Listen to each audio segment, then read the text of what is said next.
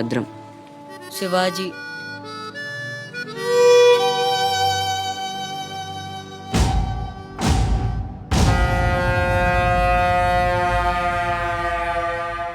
బాజీరావు గారు, వీళ్లతో కలిపి ఇప్పటి వరకు వెట్టి చాకిరీకి అదే మీరు చేరదీసిన కాంతిసీకుల సంఖ్య 3000కు పైమాటే. మరి మాకు కూడా థ్యాంక్ యూ సార్. వాళ్ళకి పొజిషన్ ఏంటో ఓసారి చెప్పు. అలాగే సార్. చూడండి, మీరంతా ఈ దేశంలోకి దౌర్జన్యంగా ప్రవేశించారు. న్యాయంగా అయితే మిమ్మల్ని వెనక్కి తరిమెయ్యాలి. కానీ అన్న బాజీరావు గారు మీ మీద జాలి పడుతున్నారు. కాబట్టి మేము చూసి చూడనట్టుంటాం.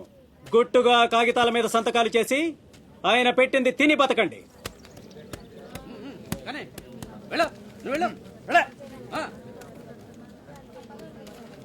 తెల్ల కాగితాల మీద సంతకాలు ఏంటండి? ఇదంతా మోసం. మాకు తెలిసా మాత్రం మేము చదువుకున్నాం. ఇక్కడ కాకపోతే బయట ఎక్కడో పని చేసుకు బతుకుతాం. మేము సంతకాలు పెట్టమండి.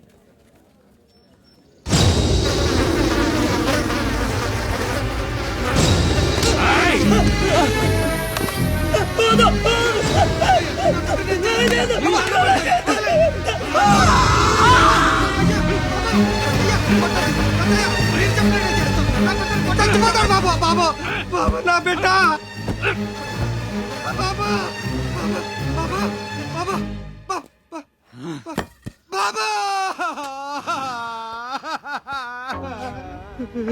ఏయ్, చూశారుగా, ఎదురు తిరిగినోడు చావడు, వాడి వెనకున్నోడు చేస్తాడు.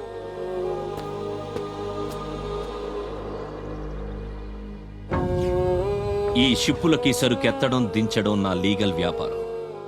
దాని వెనక జరిగే చీకటి వ్యాపారం వేరే ఉంది. అదే నన్ను విశాఖపట్నానికి ఇంటర్లోడ్ని చేసింది. స్మగుల్డ్ గుడ్స్ని షిప్పు ఒడ్డుకొచ్చాక దించడం కష్టం. అడ్డమైన గాడిదలందర్నీ మేపాలి. అందుకని షిప్పు సముద్రంలో ఉండగానే ఆ సరుకుని ఒడ్డుకు చేర్చాలి. అది మీరు చెయ్యాల్సిన పని. ఇల్లీగల్ వ్యాపారం కాబట్టి వేరే గ్రూపులు ఉంటాయి. సరుకు కోసం దాడులు జరుగుతాయి. అవతల వాళ్ళకి భయపడు, పోలీసులకి జడిసు సరుకక్కడ వదిలి రావద్దు. పొట్టి చేతులతో ఇక్కడికొస్తే అక్కడ మిగిలిన ప్రాణాలు ఇక్కడ పోతాయి.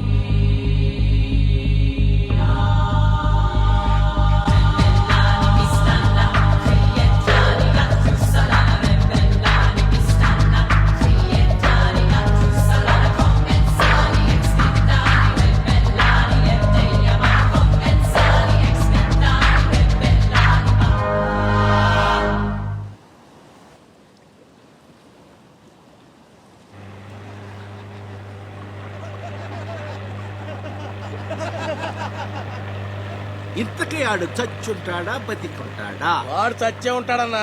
ఇంతసేపు ఎక్కడ బతుకుతాడన్నా? ఇంకేం బతుకుతాడు? ఖచ్చితంగా చచ్చే ఉంటాడు. అయితే పందెం. వాడు చచ్చే ఉంటాడని నా పందెం 500 అన్నా. నా పందెం 800 అన్నా. 1000 రూపాయలు నా పందెం. నా పందెం 1200. నాది 1500 అన్నా. ఖచ్చితంగా బతికుంటాడని నా పందెం 2000. రేయ్, లాగండ్రా.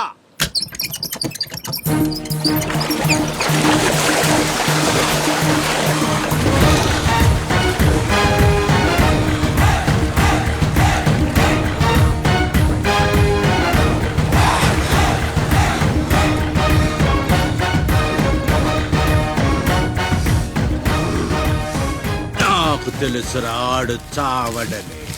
ఆడి బాడీ బాక్స్ ఆఫీస్.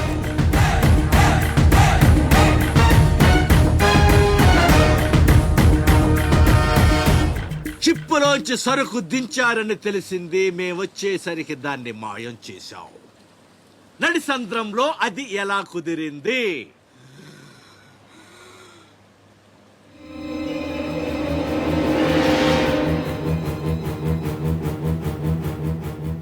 సొరచాప. మళ్ళీ పందెం. ఈసారి కిందకు దించితే ఆ చేప ముందు వీడి తల తింటదా, మొండెం తింటదా? మెత్తగుంటది కదన్నా, ముందు మొండమే తింటది. యాదవ్వా, ఆ చేపకు ఏ మాత్రం బుర్రున్నా ఈడి గ్లామర్ చూసి ముందు తల తినేస్తది. దించడమ్మా, దించండి. చెప్తున్నాడు రా, చెప్పేస్తున్నాడు రా. చెప్తాడన్నా. చెప్పమ్మా. ఇప్పుడే వదిలే, నీ ఒక్కడి కాళ్ళు ఎర్రగొడతా. ఇంకా లేట్ అయిందంటే మీ అందరి కాళ్ళు ఇరిగిపోతాయి.